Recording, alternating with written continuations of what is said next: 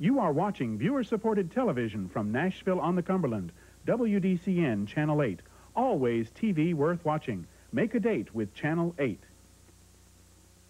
Tennessee Arts is being sponsored in part by a grant from the National Endowment for the Arts and by Pilot Food Marts, serving the public throughout the Southeast with quality products and convenient one-step shopping.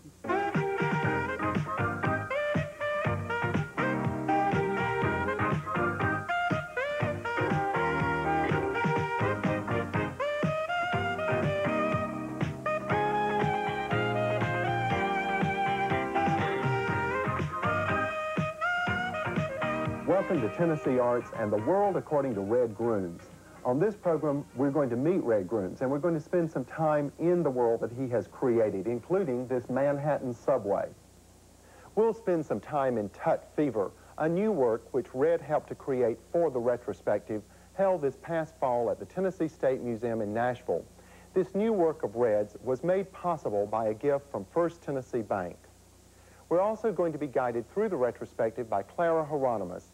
She is the art and theater critic for the Tennessean newspaper in Nashville, and we're also going to attend the gala which opened the retrospective, and we're going to meet some of Red's friends and a former art teacher. But right now, I want you to meet the artist himself, Red Grooms. I've had a lot of openings, but this is the most important opening I've ever had, by far. And I'm really proud to be back in my hometown, my home state, and quite moved by it.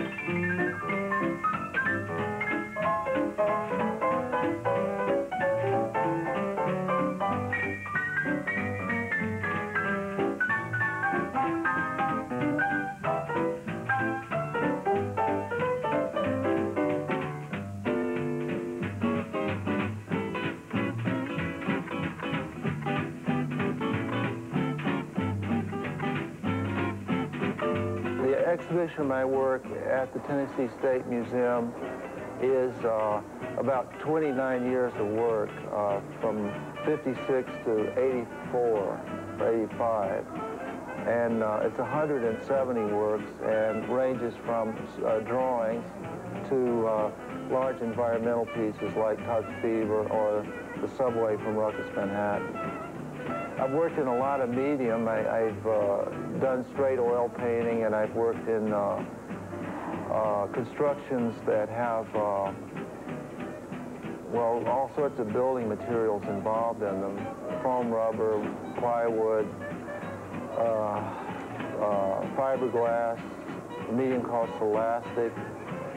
Quite often my work is called paper mache. In fact, I don't often use paper mache. However, in Tut Fever, there are paper mache elements such as the Sphinx, this big Sphinx face of Clark Gable, and also James Dean in the sarcophagus. This is a very fine artist by the name of Alex Katz, who I have known since '58. I met him in New York, and he was a slightly older artist than myself, and he was a sort of helped me a lot, and he was a mentor, and I've admired his work a lot. And I kind of hadn't known him too long. I did this piece in, I think I did this piece about '62, and just by chance, must have been around Christmas time, because my mother and father always sent me boxes of Goo Goos, the Goo Goo Cluster candy bar, which is manufactured here in Nashville. And these are the Goo Goo boxes that I use for shoes. As a child, my parents were good in getting me out and giving me private art lessons, which I first started at 10 years old at the Children's Museum. And then later I worked with Juanita Green Parks. She was over on West End in an interesting building that housed an art collection. And she had studied with Brockman, a very rigorous kind of an academic painter who was one of the chief forces of the Art Students League in New York. And she had studied with him continuously, I believe, at least in summer classes, and she had a lot of his background, you know, a lot of his knowledge in her teaching.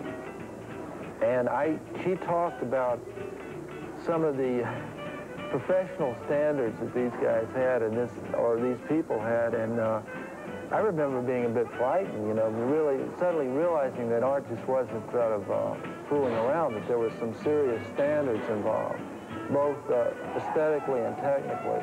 I left him rather free to what he wanted to do, which was painting circus tents and panoramas of people walking in and out and around. Natively, he could do figures with action, and he had a very beautiful sense of color, too. So I simply set him down at the table, and there he expressed himself very freely. What was he like as a little boy? He was very quiet, and he didn't have much to say, but when he said something, it always had a tinge of humor. To this day, he's that way, I believe, with people that really know him. Well, his work certainly shows that aspect of humor and seriousness combined. You also had occasion, of course, working with his parents and knew him in that way, too. I have the greatest admiration for his mother and his father because throughout all of these years, they have supported his art and encouraged it. I remember his mother would always call and be sure that Charles, is his real name, had all of his art supplies. And we worked together very closely. And one summer, when I always took my students out of doors for landscape, his father went with Charles to make him feel more comfortable. And I can still see his father at the easel with a hat on, you know, shading his eyes, drawing and encouraging Charles to draw along with him. So when we have such dedicated parents, we can expect to have successful children.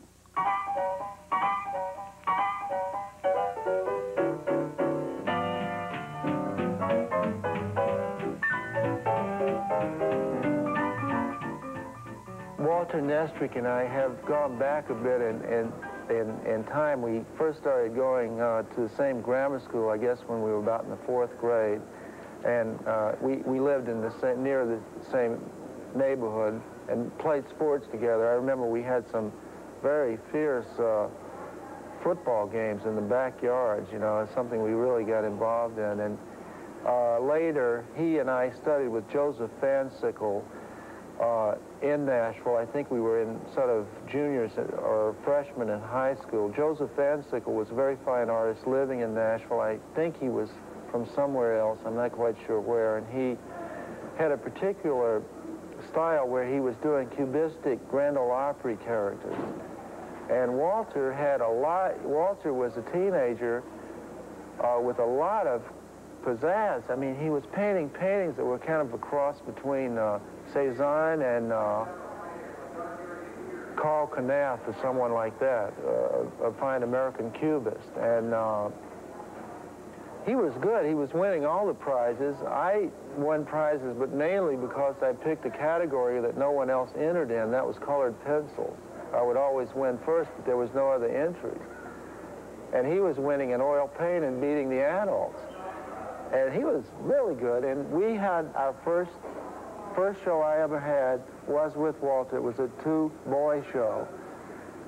And we were either juniors or seniors in high school, I can't remember. And that was at Lizon's Frame Shop on Thompson Road in Nashville. It would have been about 54 or 55.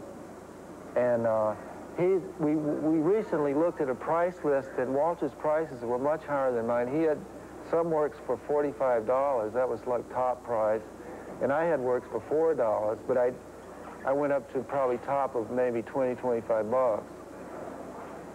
I think we both sold. I did sell work, and since then, subsequently, Walter's become a marvelous sort of community man here in Nashville. He's done tremendous civic work and been an important influence in the art world here, and has been a patron of mine. He has quite a large collection of my work. So we've really carried on a lifetime relationship. Well, one of the very first times that I met Red was in the 7th grade at Burton School, which they've now destroyed, and really didn't paint much until he got into high school. I guess at about age 12, we started taking art lessons together at the old museum, Children's Museum, and my mother would take us one Saturday, and then his mother would take us the next Saturday, and we would go over there for 2 hours in watercolor and pastel and oil work. And that was the first formal classes that Red ever had. So that goes back a long way. And then Ann and I were at Hillsborough High School. She was 1 year behind Red and I both, and so I was with him 4 years in Hillsborough and got to be really close friends to him. And we would paint together. Our junior, senior year, we were almost constantly always together. Well, in Hillsborough, there was no doubt who would win the wittiest award for the superlative for the senior class. He was always doing just really crazy things, and even in the sports. He was real active in football and track, but it wasn't just a normal participation. It was, you always had some laughs when you were in the stands watching Red perform. That's right. Eventually, you were offered a scholarship to the Art Institute of Chicago, not Red Grooms. Tell me about that. Well, I think it goes back to our very basic personality. He really didn't care. He did what was in his mind. Creatively, he produced what he felt he wanted to do. I would connive and try to figure out who the judges were going to be. I painted to satisfy the judges, and I was very successful. All the way to the National Scholastic Award, that was the scholarship to Chicago. But somewhere along the line, I said, look, you know, I can't go through life trying to beat the judges.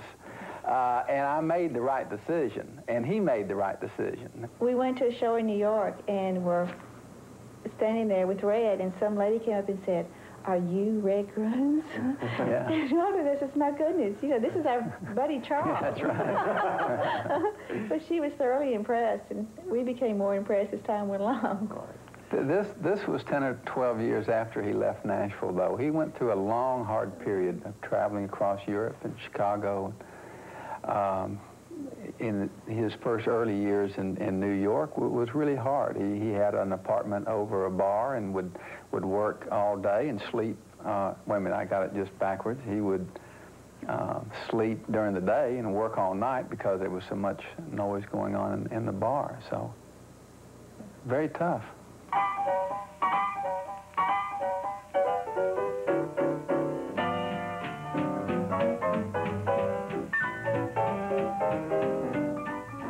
I love history. I do get very excited about history, and I am not in no way a historian, but I get excited enough about history that when I'm on a particular period or era, I feel like I feel like I have some insight into it.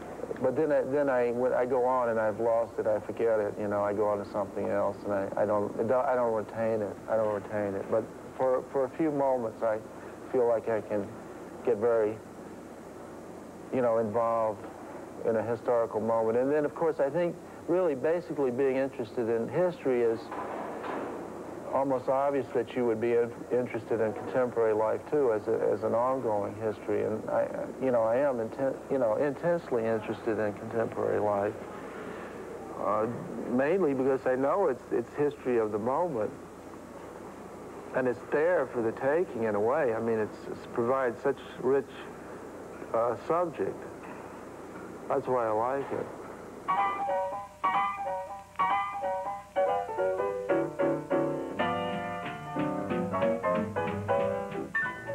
An array of self-portraits by Red Grooms, made at different times and in different places. All of them still speak for his funny, satirical spoofing, and in this case, almost self-spoofing way. Beginning here, a 1980 portrait done in Brittany. He's obviously working. He's got a paintbrush in his mouth. It's a watercolor painting. You'll notice that he's very unsparing about himself. He never tries to glamorize Red. It's as if he were looking at someone else and trying to do a precise portrait. Now we're looking at a double portrait, and Red has a fondness for these double images. This is an early one, I believe done in 1965 and owned here in Nashville. It's a young Red when he was really learning his art in a professional way and kind of charming and appealing. Now, this very large portrait, perhaps the largest in the show, is done in watercolor and pencil and ink. And if at first glance you think it's seeing ourselves as others see us, it's really not. It's seeing ourselves as we see ourselves, because Red obviously hadn't shaved that day. He's shown all the cragginess of his face and the kind of wonderful, deep, introspective look in his eyes. Now, this is the kind of thing that you might do if you were doing a study of someone else. But again, Red was never sparing of himself when he was looking at himself in the mirror and doing a portrait. It's really kind of wonderful in the way he's used color to make shadows and to show the contours of a face. Up in the corner, one of his loves, great detail, which you'll see in all the other works in this show. A room, studio, pictures, all the bits and pieces of his life are shown. All right, here's a remarkable painting in watercolor and ink. It's called Picasso Goes to Heaven. You have Picasso obviously here in the center. He's making his ascension in a swing, wearing checkerboard shorts and his Spanish sandals. Now, he already has these halos, you can see, but all of this mosaic of pattern and color in the background are either bits and pieces from Picasso's life and experience and art, and sometimes from Red's own life. Here's a portfolio with Red written on it backwards. Here's the wine bottle. Up here in the corner are scenes from the big Guernica painting for which Picasso was so famous, the bull up at the top and the bullfighters. Here's the matador. And there are the women, rather lush, of which his life was full. Odd, interesting, funny characters. You could spend hours looking at this and figuring it out, but you would best be prepared by knowing a little bit about Picasso and maybe a whole lot about Red Grooms. He says in a little legend alongside this painting that when he sits down to work on something like this, the act of doing it finishes it for him. He's already digested it before he's put it on paper. And it's sort of like having had a good meal and then smelling the food afterward. He says, I don't want to.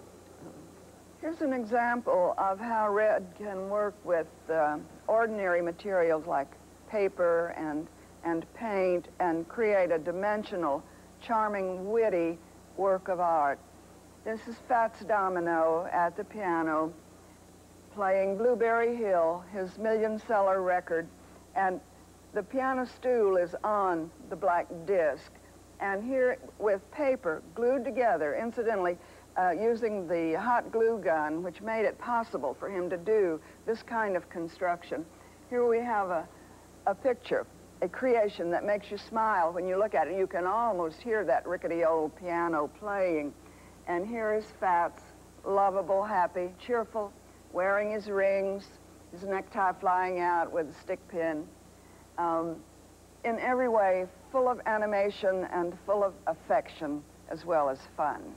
Here we have a portrait of two people done by Red in 1971, and a part of the series done on other artists. We have here Mr. and Mrs. Rembrandt looking as if they had come to the studio and posed in person for Red. Again, done with the same affection you will find in the other portraits, maybe with one exception in this show. We'll talk about that later. They are happy-looking, well-fed, maybe a little too well-fed, but that was the fashion of their time, and no one worried about calories. I think maybe Mr. Rembrandt did not worry about how much wine he drank, because he has a very red nose and very flushed red cheeks, but he's holding the palette and the brushes, the emblems of his trade. And I don't know if you can see his great big feet with his carpet slippers, literally made of pieces of old Turkey carpeting. Everything is the way it might have been, with fringes and velvets and the great full plush kind of headgear, and rope twisted and painted to be Mrs. Rembrandt's curly hair. I think she was a little ahead of her time.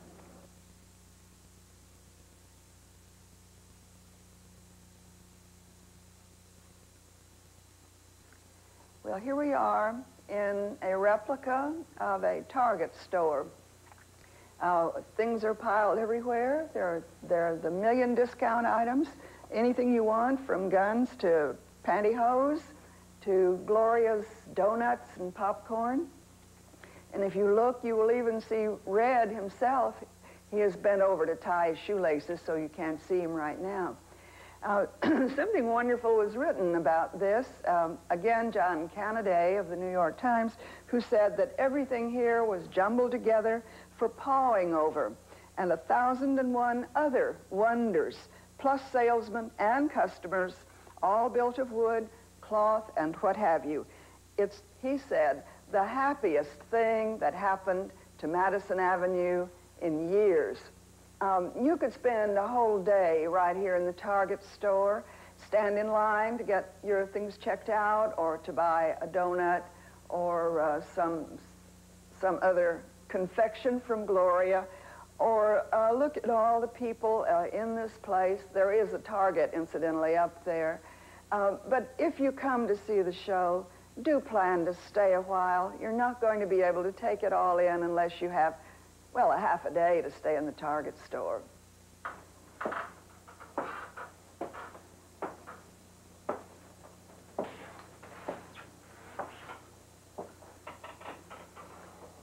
Well, we're in the subway. This is a full-size, spring-mounted New York subway car. It's all full of the kinds of characters you will see in New York, in the subway, and some other places. Every one of them a real type that you might meet. Maybe the double whammy comes with the drunk who's passed out and fallen over the lap of a horrified lady. There are parents squeezed in with their children, all kinds of wonderful street characters. Now, they are all in the New York style. They're trying not to have eye contact with anybody, and they're trying not to have body contact, but that's a little bit harder in the subway car. You will find in the ads all along the upper part, like they used to have in old streetcars, promotions for all kinds of things, from income tax people to choosing Miss Subway. We're standing in front of Tut's Fever, King Tut, that is. This is Red's evocation of an early day movie theater, Hollywood vintage, and it shows him at his most antic best. It's really the heart of this show because it gives us his wonderfully zany, cheerful vision of color and action, documentary and narrative, all rolled into one, plus his affection for the movie form. The girl here at the ticket window is the epitome of the Egyptian-looking vamp with her great blue makeup on her eyes and her purple hair. There are alligators here, a blue one and a green one, biting each other's tail to make a circle around the box office window. And everywhere is a big spoof on Egyptian art as practiced by the early day movie theater people. And I'm sure Red and Lucien Luong, who worked with him, and the rest of his crew had a ball putting all of the hieroglyphs, play-like hieroglyphs, in and around all the elements of this marquee of the theater. There are all kinds of marvelous things inside the theater, including a coffin that you pass as you go in. You can pull a cord and the lid comes up, and it would seem to be James Dean rising up from the coffin. There are other things. Everything is covered with wonderful, dotty, amusing, hilarious kinds of details. And even the seats have been covered with elaborate seat covers, the work of Miss Luong, who also did the chandelier that you will see inside the movie house.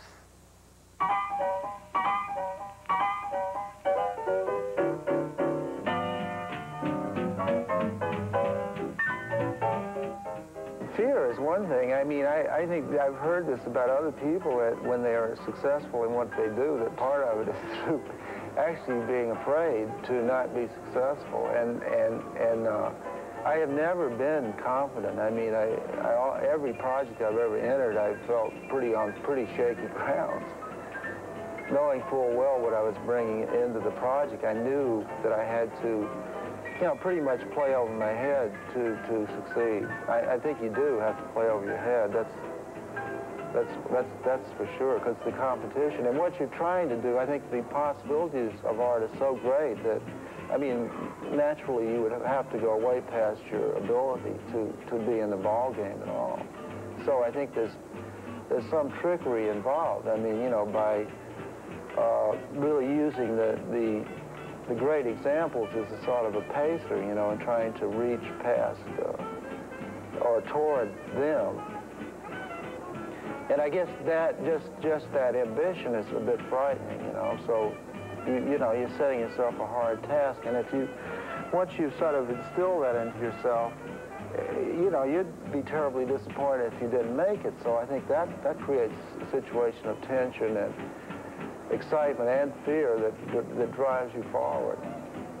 And then once you have had some success, and once people are you know, focusing and watching you, then, you know, there's an audience on top. And it starts from a private drive and sort of a private. There is what they say, the drive is true. There is some kind of a drive to keep you doing it.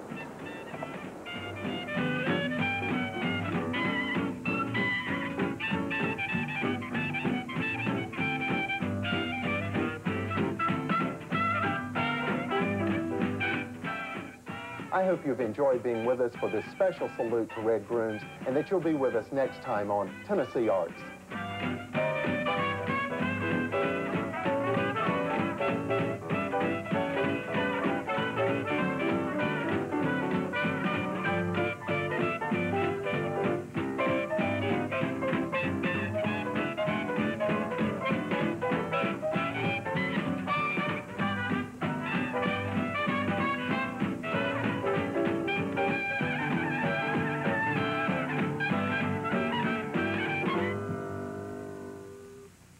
Tennessee Arts is being sponsored in part by a grant from the National Endowment for the Arts and by Pilot Food Marts, serving the public throughout the Southeast with quality products and convenient one-step shopping.